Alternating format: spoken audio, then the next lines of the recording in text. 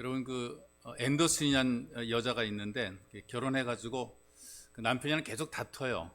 트러블이 굉장히 많습니다. 자기가 느낄 때에 남편이 까다로운 남편이에요. 사사건건 시시콜콜 시비를 걸고 자꾸만 문제를 자꾸만 만들어내요. 그러니까 아내 느낄 때에 이 남편이라는 사람은 성질이 사납다 그렇게 느껴진 거죠. 그러니까 이제 남편이랑 소통이 잘 안 되게 되니까 반려견이랑 대화를 합니다. 반려견의 마음을 두고 살아가요. 그러다 보니까 개와 관련된 책들을 많이 사서 읽게 됩니다. 그 중에서 어떻게 강아지를 훈련시키나 이제 그런 책이 있어요. 그 책을 딱 읽으면서 기발한 생각이 떠오르는 게 어떤 거냐 하면은 자기한테 시비를 걸고 자기에게 까다롭게 대하는 남편에게 한번 책에 있는 대로 한번 해보면 개선이 될 것 같은 생각이 든 거죠. 그래서 그날 저녁부터 책에 있는 대로 한번 해봤어요. 어떤 작은 일이라도 잘할 때는 칭찬을 꼭 합니다. 개들한테 그렇게 하래요. 강아지한테는. 그리고 뭔가를 하게 되면은 이를테면 물어오게 되면은 거기에 이제 상을 주는 거죠. 간식을 개한테 주는 거죠. 어떤 형태로든 간에 남편한테 뭔가를 대가를 준 거예요. 그리고 남편의 머리와 목을 부드럽게 만져줍니다.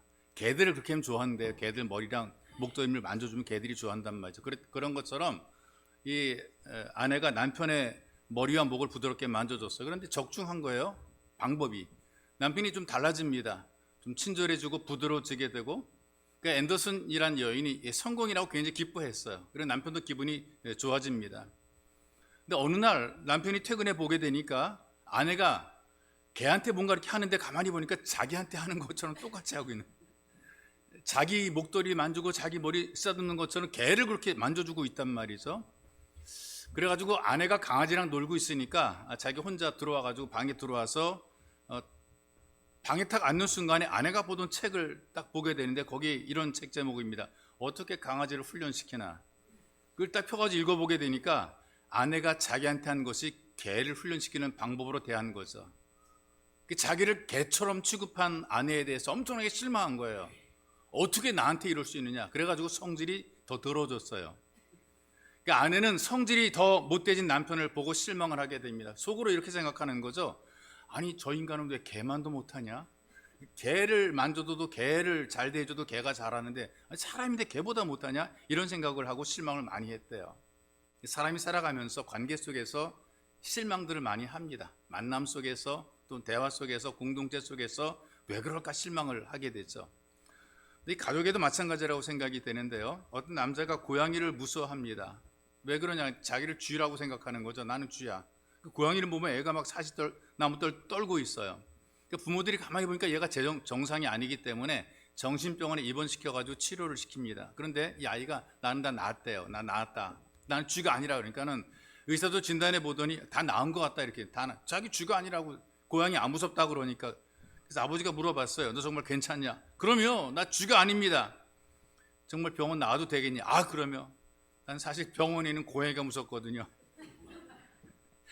아들은 아버지를 또 실망시키는 거죠. 여러분 주변에 보게 되면 만나는 사람 하는 일들 때문에 마음에 낙심되고 실망되는 일들이 굉장히 많을 겁니다. 부모가 자식에게, 자식이 부모에게 실망하죠.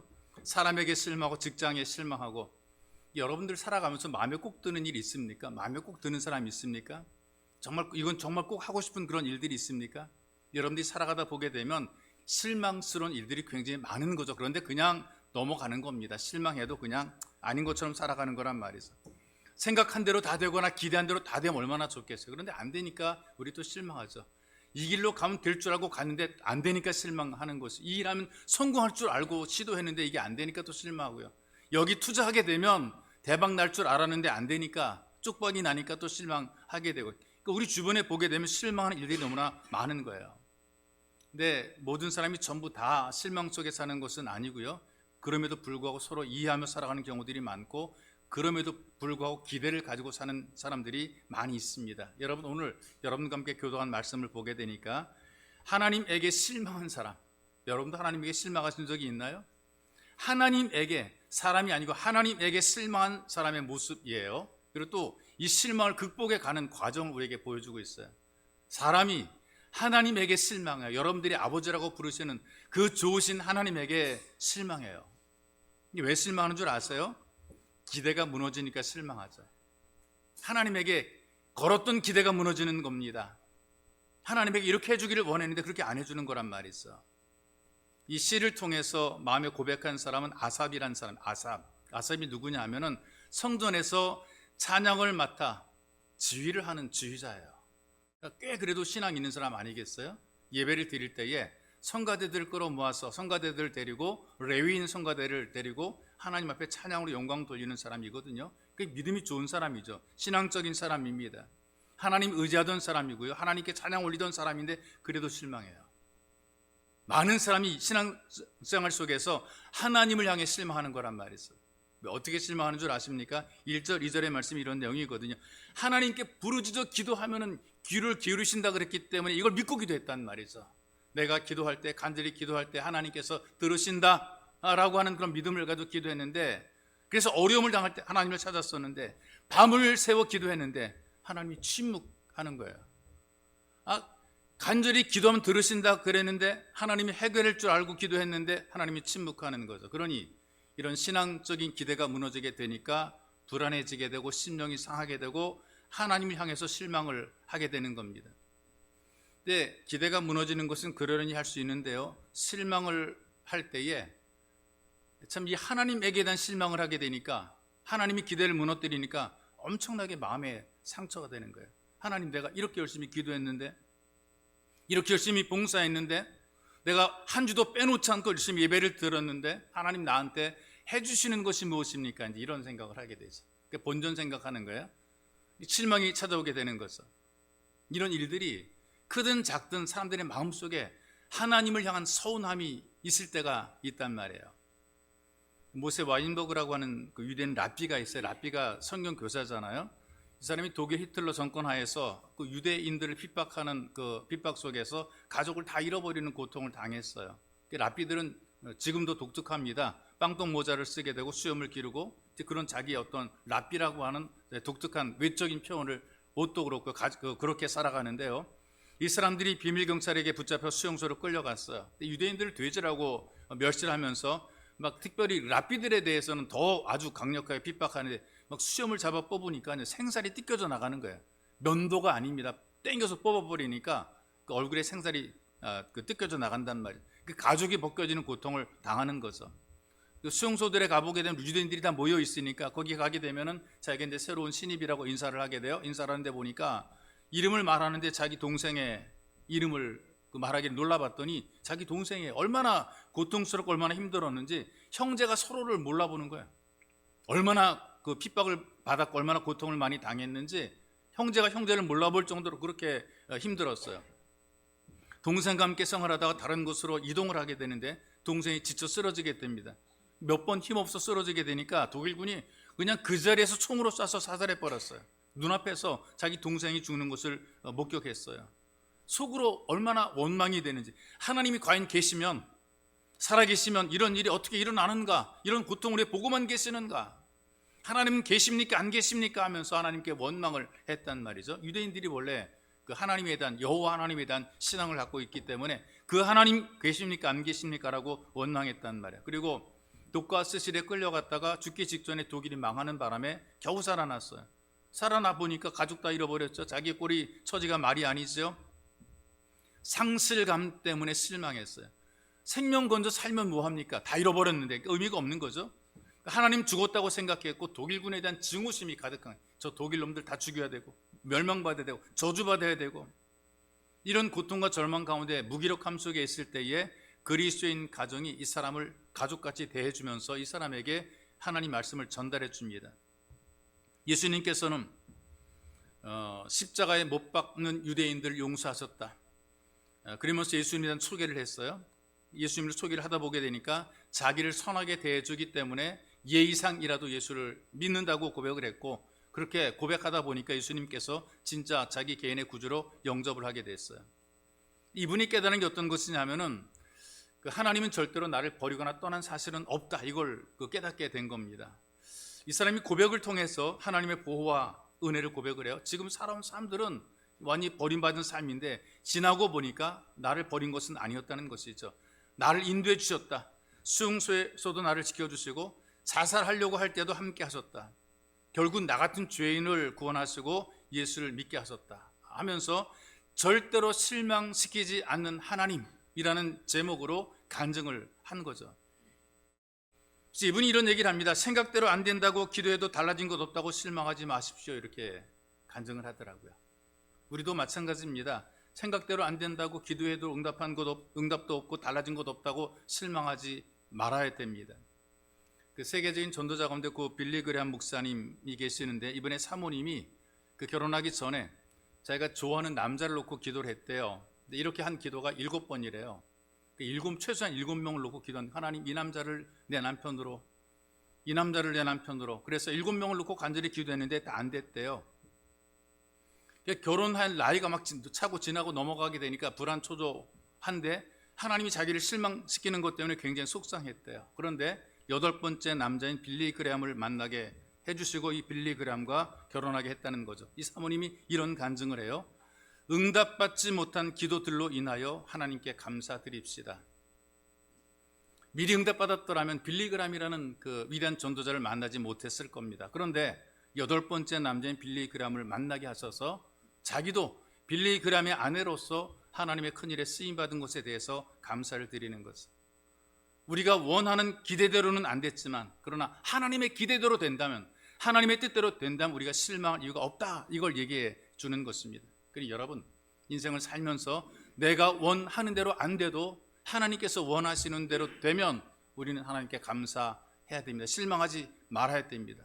또 하나 중요한 게 왜 실망하게 되느냐 하면 자기 중심적으로 살면, 오직 모든 걸 자기 중심으로 살게 되면 실망하게 돼요. 기대가 무너져도 실망하지만 다 내 중심, 내 생각 이것만 가지고 살게 되면 실망하게 되는 거죠.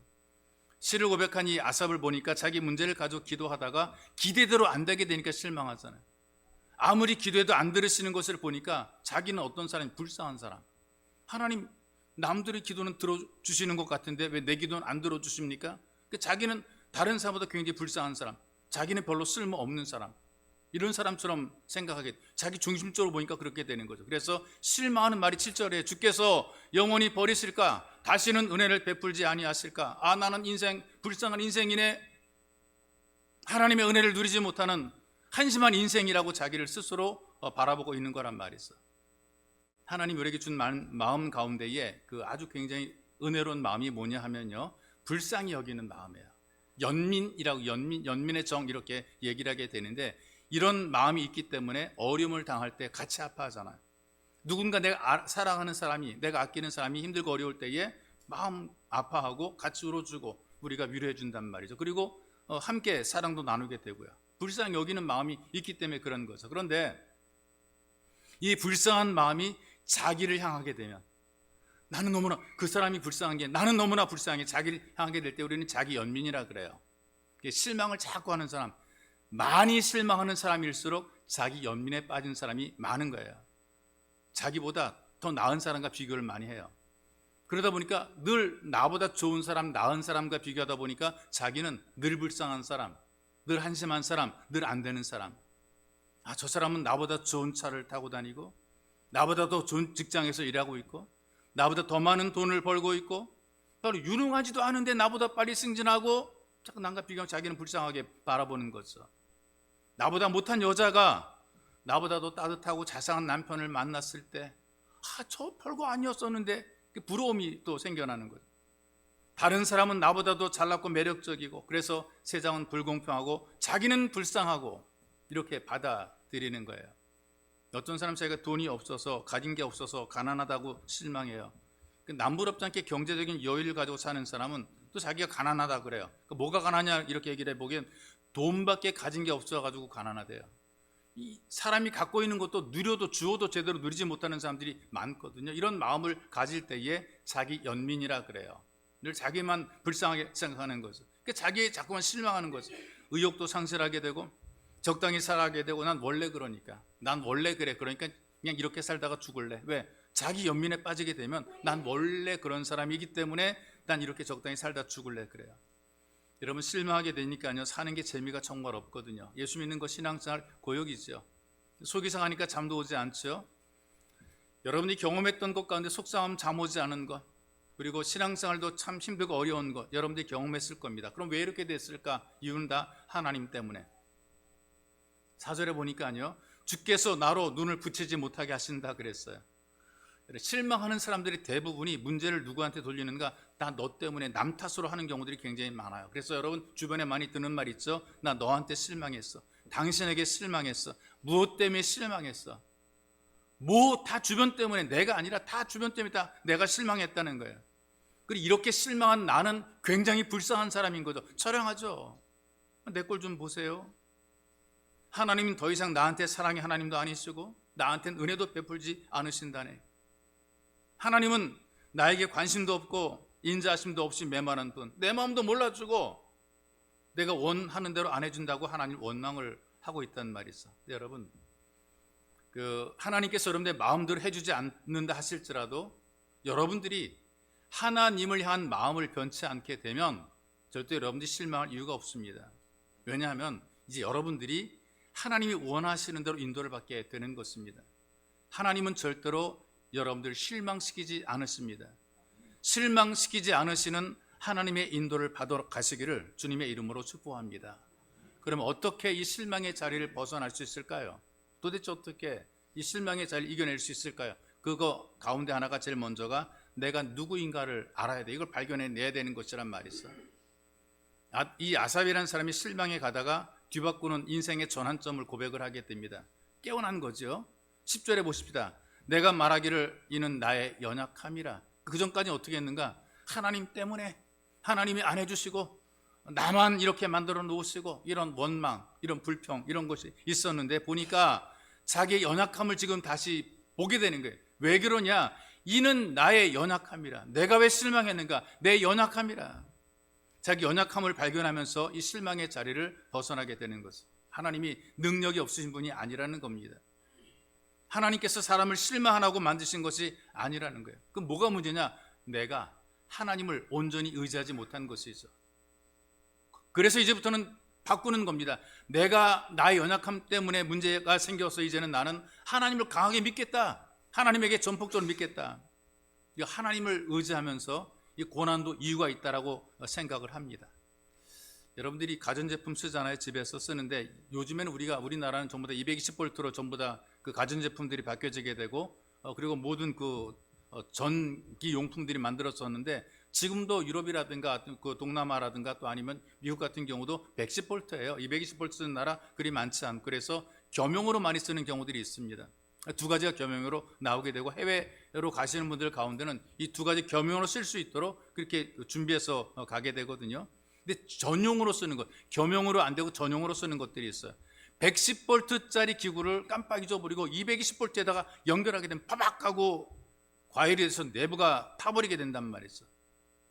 내가 코드를 잘못 꽂아서 사용 설명서를 제대로 읽지 않고 110V에 꽂아야 될 것을 220V에 꽂아버려서 기기가 고장이 나게 됐을 때에 뭐가 문제입니까?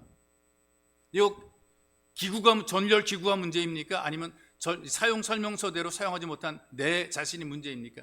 왜 이따 거 만들어놨냐고 이렇게 우리가 소리를 지를 겁니까? 사람들 자기가 잘못을 범하고도 하나님이 이딴 거 주었다 그래. 이딴 거 주었다. 이렇게 생각하니까 예수 믿어도 뾰족한 수 없고 잘 되는 것 없다. 이제 그렇게 생각하고 그렇게 마음속에 얘기를 한단 말이 있어. 하나님께서 은혜를 베풀어 주셨는데요. 우리가 사용 설명서대로 하지 않고 내 마음대로 하다가 고장이 나는 거예요. 자기 소견에 좋은 대로 움직이다가 고장이 나고 나서 하나님을 탓하는 거란 말이 있어. 병원에 신방 가서 목격한 그 내용이 있는데요. 환자가 의사한테 약봉지 들고 막 들이대면서 따지더라고요. 왜 이 약 먹어야 되느냐요? 알약을 또 이렇게 하나씩 또 이렇게 풀어가지고 이건 무슨 약이냐 물어보더라고요. 이것도 먹어야 됩니까? 이건 왜 먹어야 됩니까? 의사가 막 물어보니까 귀찮으니까 그냥 이렇게 다 좋은 거니까 드세요. 다 좋은 거 드세요. 다 필요한 거니까 드세요. 하도 따지는 이런 사람이 있으니까 다 좋은 거 드세요. 이렇게 그 얘기를 해요. 또 어떤 분은 그 접수 직원에게 따지더라고요. 제가 직접 본 겁니다. 대학병원에서는 돈 안 받는데 진단서 주는데 왜 여기서는 돈 받아요? 이렇게 얘기를 해요. 이제 그 직원이 그럼 대학병원으로 가세요. 우리는 의료법의 규정대로 진단서 떠주고 돈을 받습니다. 왜 돈 받아요? 의료법대로 받는다니까. 저 한양대 병원에 가니까 안 받던데 그럼 글로 가세요. 왜 돈 받아요? 이거 몇 번이라고 그러니까 저 직원이 하도 답답하니까 규정대로 우리는 하는 거니까 만약에 돈 내기 싫으면 그냥 가세요. 이렇게 답답한 사람들이 많이 있단 말이죠. 일일이 설명해도 못 알아듣거든요. 그리고 우리 알 수 없고요. 들어도 모르는 거 많단 말이죠. 그런데 대부분은 의사가 처방해주는 약 우리가 따주고 먹어요. 그냥 몸에 좋은 줄 알고 우리가 믿고 먹지 않습니까? 여러분과 제가 사는 세상을 보게 되면 이해할 수 없는 일들이 너무나 많거든요. 근데 하나님 이건 왜 이렇습니까? 일일이 따지면서 믿으면 여러분 많이 실망할 거예요. 죽을 때까지도 해결이 안 되는 문제가 많을 거예요. 아예 저는 이렇게 생각해요. 하나님이 하셨으니까 당연하다 이렇게 생각해요. 하나님이 하셨으니까 당연하다. 그래서 여러분 우리가 늘 핑계하는 그런 삶의 자리에서 벗어나려면 하나님을 믿는 믿음의 삶으로 전환이 되어야 되는 것입니다. 하나님이 다 내게 좋은 것 주었는데 내가 연약해서 몰랐을 뿐입니다. 근데 주님은 다 아시기 때문에 주님이 하시는 것은 다 당연합니다. 이런 마음으로 받아들이는 거죠. 이게 바로 더욱 한 단계 높아진 신앙의 모습입니다. 여러분 이런 믿음으로 실망하지 마시기를 주님의 이름으로 축복합니다. 또 신앙을 극복하려면 말씀을 자꾸 들어야 돼요. 사람과 얘기하다 보게 되면 성경을 읽는 단계 전에 말씀을 듣는 것, 예배를 드리면서 하나님 말씀을 듣고 실망을 이겨낸 사람들의 이야기들을 간증을 듣게 된단 말이죠. 하나님 말씀을 듣고 이 말씀으로 공급을 받게 되면 실망을 극복하게 되는 거예요. 말씀을 들으면서 하나님의 말씀 묵상하게 되니까 우리의 구원받은 은혜가 있게 돼요. 기쁨이 회복이 되는 것이란 말이죠. 12절부터 15절의 내용을 보게 되니까 믿음이 성장하는 것은 어떻게 성장하는가? 말씀과 함께 성장하는 거예요. 그냥 믿음만 덜렁 자라는 것이 아니라 내 믿음이 커가는 것만큼 하나님 말씀이 믿어지게 되고 자신감이 생기고 확신이 되고 이 말씀에 대한 기대감이 있고 말씀에 대한 소원이 생기고 내가 자꾸만 읽어보고 싶고 이런 마음이 들게 되는 거란 말이죠. 그 말씀과 함께 믿음이 성장하게 되어 있어요. 짐 베이커라고 하는 TV 전도자가 있는데 목사님입니다. 방송 설교를 통해서 많은 사람들에게 엄청나게 영향을 줘서 미국 목사님이시거든요. 헌금이 엄청나게 들어옵니다. 헌금 통장으로 들어오게 되는데 대단하게 들어오게 되니까 사업을 막 늘립니다. 놀이시설까지 지으려고 준비를 하게 돼요. 근데 놀이시설을 지으려고 시도를 했는데 돈이 좀 모자라게 되니까 이분이 거짓 약속을 하고 이걸 지키지 못하는 바람에 사기죄로 45년형을 선고받아요. 미국은 굉장히 거짓말하는 거 굉장히 심각하게 칩니다. 그래서 45년형을 선고를 받게 됩니다. 감옥에 들어가서 이분이 책 하나를 썼어요. 나는 죄인이었다. 이 책을 썼어요. 그 책 속에 자기의 체험을 밝힙니다.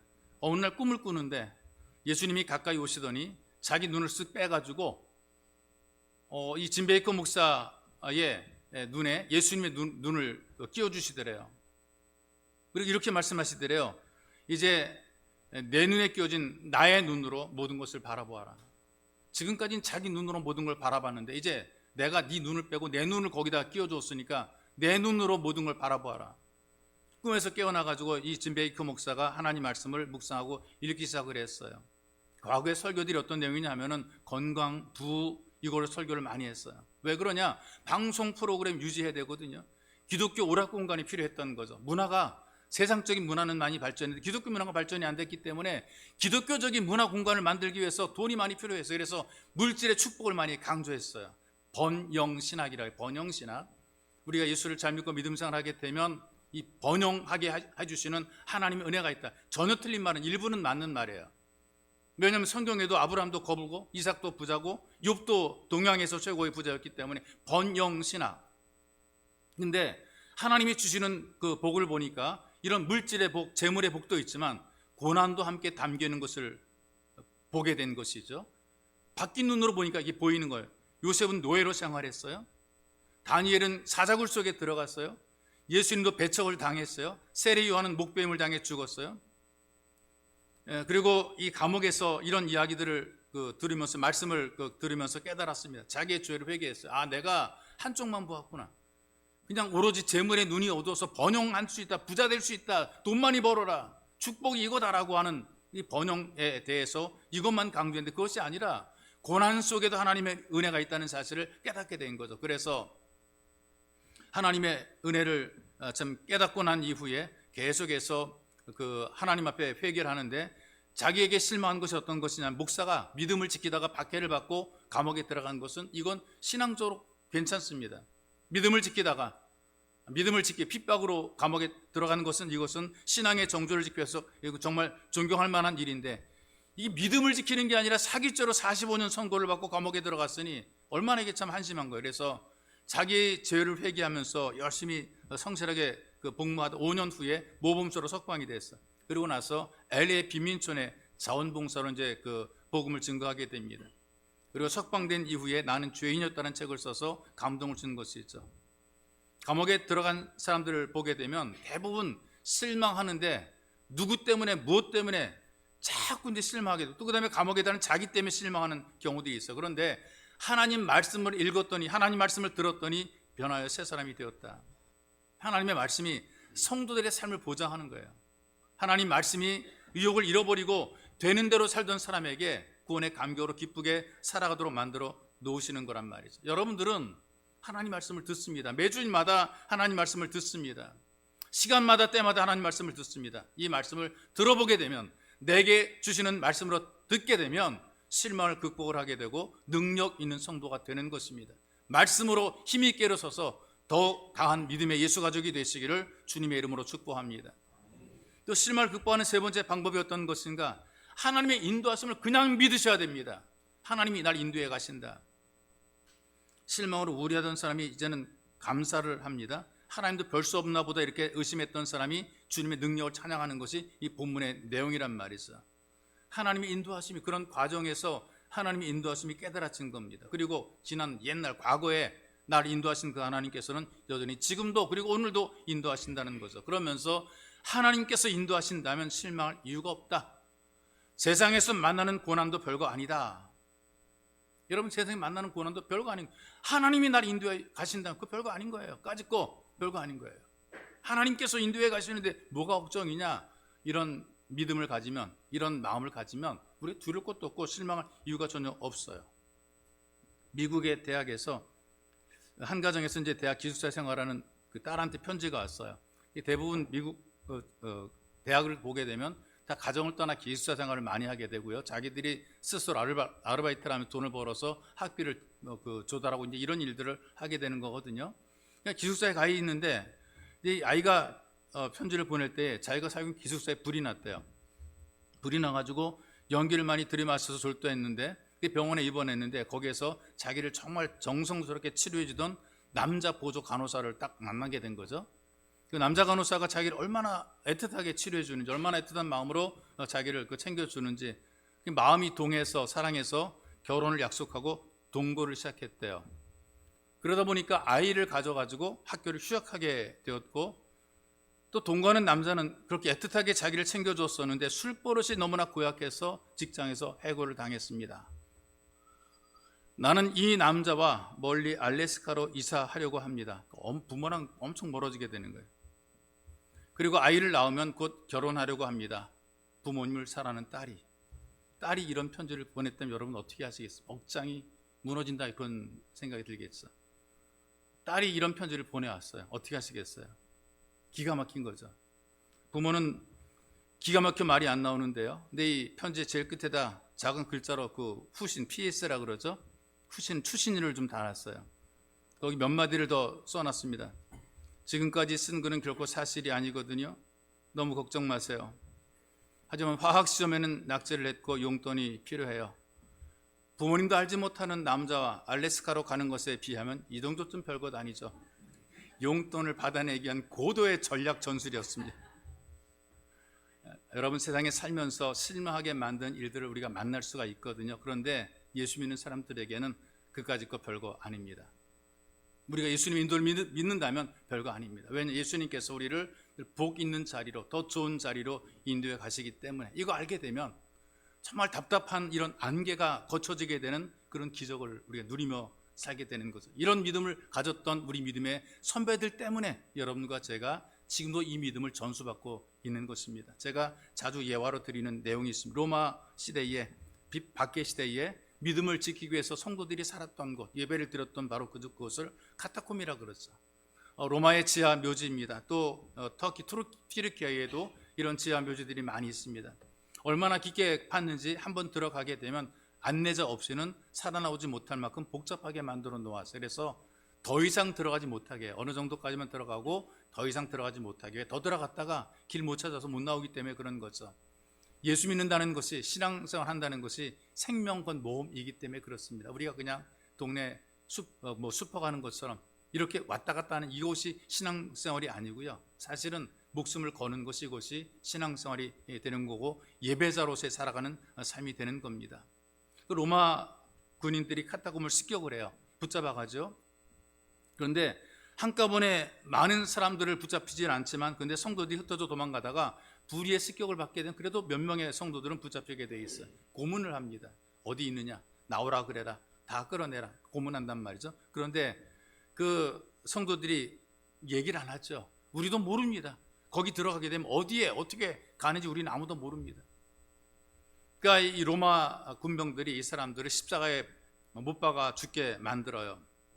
그래서 카타콤 묘지 옆에 어떻게 카타콤도 묘지니까요. 그 옆에 사형장이 있습니다. 거기에 십자가에 매달아 놓습니다. 그러니까 고통 가운데 십자가에 죽는 고통이 제일 크다 그러죠. 그냥 확 죽으면 될 텐데 확 안 죽어요. 어떤 때는 2박 3일, 3박 4일, 또 심지어 목숨이 질긴 사람도 일주일까지 매달리는 그런 사람이 있다 그래. 그러니까 몇 날 며칠을 서서히 죽어가는 거죠. 아주 사람을 그냥 말려 죽이는, 아주 고통 가운데 죽이는 게 십자가의 어떤 그 사형이라 그래요. 그러니 고통 가운데 죽어갑니다. 근데 그 당시에 성도들이 이것을 각오를 하고 예수 믿은 거예요. 우리는 이렇게 한다 그러면 예수 안 믿을 사람 너무나 많죠. 내가 고립이었습니까로 다 떠날 사람들이 너무나 많죠. 그런데 이들은 죽음을 각오하고 예수를 믿어요. 깊은 밤이 되게 되면 이 로마의 병사들이 철수를 하게 됩니다. 그럼 어둠을 헤치고 그 십자가에 달려 있는 그 부모의 자녀들이 자기 아버지 어머니를 부르면서 찾아서 다가간단 말이죠. 십자가에서 죽어가는 부모를 보고 아이들이 웁니다. 자기들은 고아가 돼버리는 거니까 부모는 부모대로 자식은 자식대로 고통과 괴롭단 말이죠. 그 부모도 괴로운 거예요. 내가 죽으면 이 아이들은 어떻게 할까? 여러분 그런 생각 해보신 적이 있나요? 내가 죽으면 이 아이는 어떻게 크지? 아이가 어릴 때 그런 생각 해보신 적이 있으십니까? 우리가 죽으면, 우리가 없어지게 되면 이 아이들이 어떻게 자라갈까라는 그런 어떤 불안한, 불길한 고민도 아마 해봤을 거라고 생각이 돼요. 그러니까 그들 아이들 앞날을 생각하면 그것도 고통입니다. 그때에 두 가지 생각이 나올 겁니다. 하나님, 왜 우리를 구해주지 않았습니까? 라는 원망입니다. 이런 원망의 마음이 들게 되면 어떻게 아이들한테 말할까요? 야, 너희들은 빨리 도망해 생명을 건져라. 여기 얼쩡거리지 말고 빨리 로마 병사들 앞에 도망가라. 그리고 우리처럼 예수 믿다가 비참하게 죽지 말아라. 빨리 도망가라. 그렇게 말했더라면 이 복음은 그때 끝났을 겁니다. 그런데 이분들이 울고 있는 자녀에게 유언을 합니다. 너희들은 무슨 일이 있어도 예수 믿는 거 포기하지 말아라. 우리는 먼저 가서 영원한 주님 나라에서 너희들이 오기를 기다리마. 부모들이 십자가에 죽어가면서 고통 속에서도 실망하지 않은 거죠. 그래서 자녀들에게 이 복음을 꾸준히 믿으라고 전달했던 겁니다. 생명의 복음이 이렇게 전달되었고 지금 우리들에게까지 전달된 거예요. 실망하지 않고 믿음을 가지게 되니까 진짜가 되는 거죠. 참된 예배자, 우리는 찐 예수 가족이라고 표현하게 됩니다. 하나님께서는 하나님의 자녀를 결코 그대로 버려두지 않으십니다. 사람은 실망하고 우울해하고 의욕을 상실하고 몸도 마음도 고통 가운데 살아가는데 우리는 실망해서는 안 됩니다. 왜냐하면 예수님께서 우리를 붙잡고 계시고 우리는 하나님의 자녀입니다. 그래서 우리는 주님의 인도를 따라 실망의 자리를 박차고 더욱더 강력한 믿음으로 살아가는 예배자가 되시기를 주님의 이름으로 축복합니다. 기도합시다.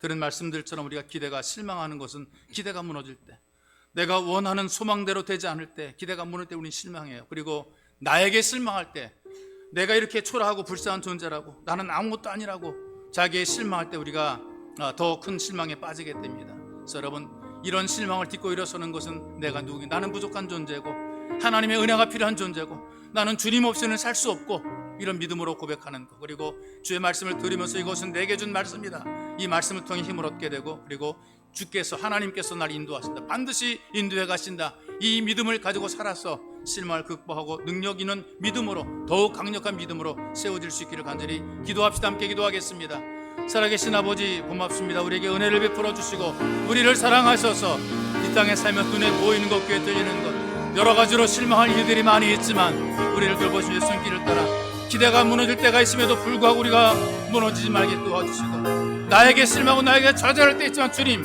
이것 때문에 우리가 스스로 불쌍하게 생각하지 않도록 우리를 도와주시고, 하나님, 우리 자신이 누구인가를 알게 만들어줘. 우리는 하나님의 자녀입니다. 하나님의 자녀의 땅을 살아갑니다. 구원받은 하나님의 백성입니다. 우리를 도우시며 손길을 기억하게 도와주시고 힘을 내게 하시고 용기를 내게 하시고 담대해지게 도와주시며 은혜 누리는 복 있는 성도의 삶을 살아게 만들어 주시옵소서.